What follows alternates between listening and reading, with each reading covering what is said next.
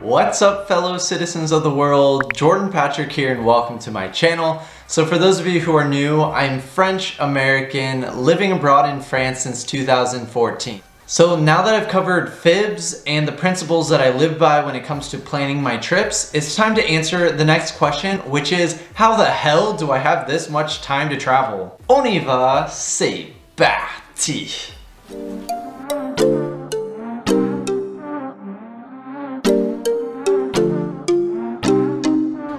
That's actually a huge benefit when it comes to living in France compared to the US, because here, whether you're working full-time like me or part-time, you are guaranteed 5 weeks of paid vacation. Not 5 months, that would be freaking incredible, but no, 5 weeks. In the US, I think if you're working full-time, then you get only 2 weeks paid vacation, or maybe after a year or a couple years, you'll gain a few days here and there. But in France, you start at 5, and then you might move up to 6 or 7, or if you don't use your vacation days the year before, you can then tack them on the next year. But then you can also take 1 day here, 1 day there. So that's usually what I do when it comes to holidays, because that's another good thing about here in France. We have a lot of public bank holidays. And what I'll try to do is if there's a holiday that falls on a Thursday or a Wednesday, then I will add 2 vacation days, and then would you look at that, you have 5 days. That's what a ton of people do here in France. They fait le pont, which means to create or to make the bridge. It's like this in a lot of Europe. What also makes it really easy here in Europe is that countries are pretty close together. Imagine if all of these states were their own different country.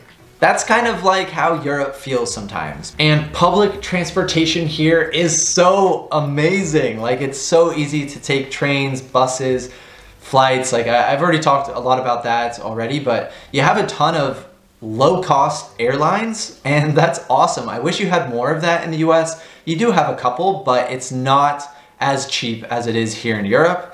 And buses are incredible. You can even do night buses. Imagine that, you know, you're spending 15 euros and you wake up in a new country, new culture.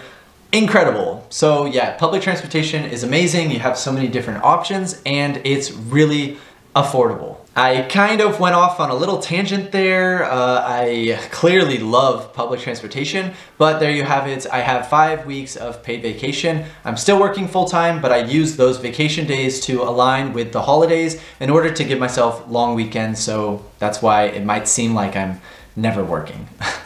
Gotta pay the bills.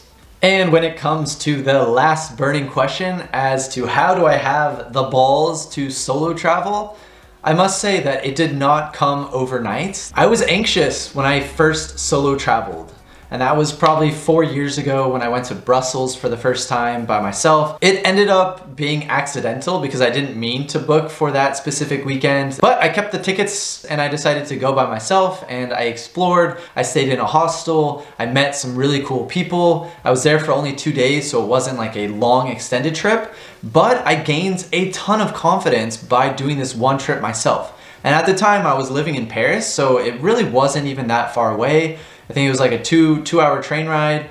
And yeah, I spent the weekend kind of doing my own thing. Yeah, you gain a lot of confidence by realizing like, oh, you know, I can travel to a new country by myself.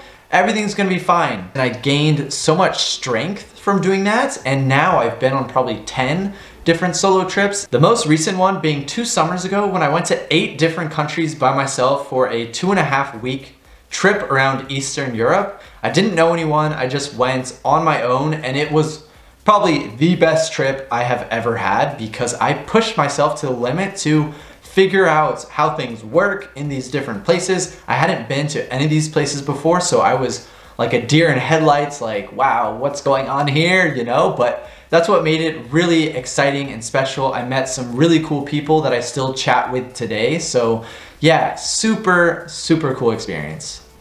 I think what I love best about solo traveling is that you are in charge of everything on your itinerary. If you want to wake up super early to go watch the sunrise in Montmartre, like to see above all of Paris, no one's gonna hold you back from doing that.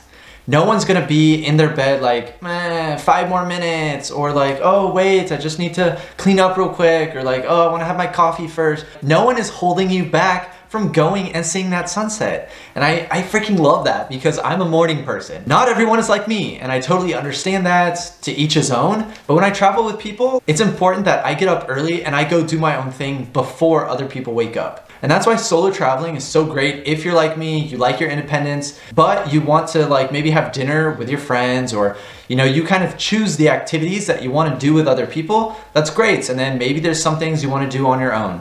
That's me.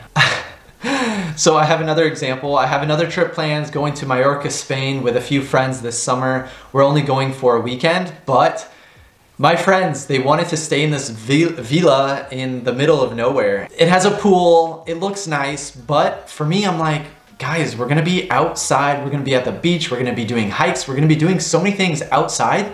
Why do we need such a nice place, like just to sleep? Like, I'm going on vacation to see the sights, to do activities, to be in the culture. I'm not going to just stay at a hotel or a room or a villa.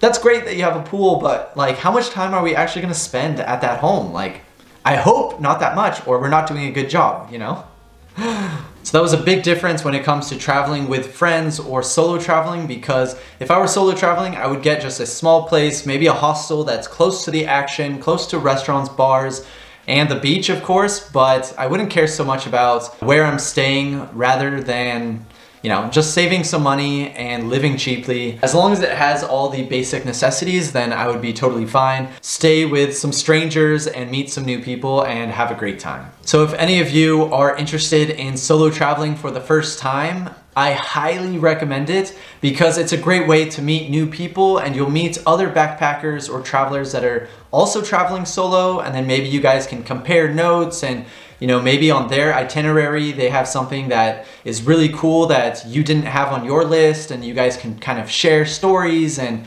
maybe there's something on their list that you're also planning on doing tomorrow and you guys can go together. Usually people are very friendly that stay at hostels, so yeah, I highly recommend doing it. It might be nerve-wracking for the first time, but you're gonna feel super powerful after your first experience. Summer is coming up super fast, so don't forget that FIBS mentality, F-I-B-S, flexible, investigate, budget, and sacrifice. These are super important and they will help you plan your next travels. I hope this video has been insightful for you and that you've learned a few new travel tips, and if you did like this video, please give it a thumbs up and subscribe to my channel, and feel free to share this with your best travel companion friend. If you have any trips coming up soon, please let me know in the comments down below. I'm always super curious to hear about what adventures you have planned, where you're going, and it might inspire me for my own next trip. So thank you for watching, and I'll see you in the next one. À la prochaine. Ciao, ciao for now. Recently became French, et voilà! Je fais des vidéos sur la couture, I started speaking French. The frick?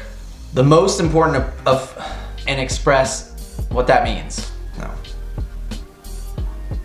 Okay, so for number 2 in the FIBS chronological, it's pretty. Ugh.